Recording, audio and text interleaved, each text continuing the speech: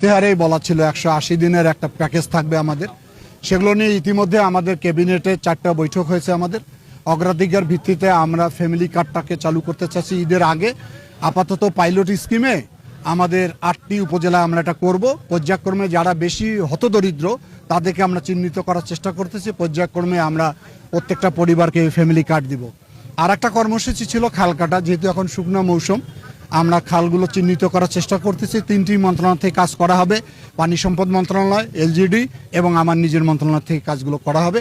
আর আমাদের 25 কোটি যে গাছ লাগানোর পরিকল্পনা ছিল, এবছরে আমরা 5 কোটি গাছ লাগাবো, সেটার একটা পরিকল্পনা নিয়ে আমরা এগিয়ে যাচ্ছি। আর সর্বোপরি রমজান মাস, এখানে আইন শৃঙ্খলাটাকে আমরা গুরুত্ব দিচ্ছি, দ্রব্যমূল্যটা নিয়ন্ত্রণ রাখার জন্য বলতেছি, বিদ্যুতের যাতে কোনো ঘাটতি না হয়, যাতে মানুষের ইফতার এবং তারাবি এবং সেহরিতে যাতে কোনো বিঘ্ন সৃষ্টি না হয়, এই জিনিসগুলো আমরা অ্যাড্রেস করতেছি। সামনে ঈদের সময় যাতে নির্বিঘ্নে মানুষ বাড়িতে যাতায়াত করতে পারে, আসতে পারে, এবং সর্বোপরি দেশের এই আইন শৃঙ্খলাটাকে স্বাভাবিক পর্যায়ে নিয়ে আসার জন্য সবচেয়ে বেশি ভূমিকা রাখার চেষ্টা করতেছি আমরা। আর আমার কথা বলছেন যে কেমন লাগছে, তখনই ভালো লাগবে যখন জনগণের কাজ করতে পারবো আর কি। আমরা শুরু করলাম মাত্র, তো দেখা যাক কেমন লাগে। পরশুদিন রোববারে আমার প্রশাসনের সঙ্গে বৈঠক আছে।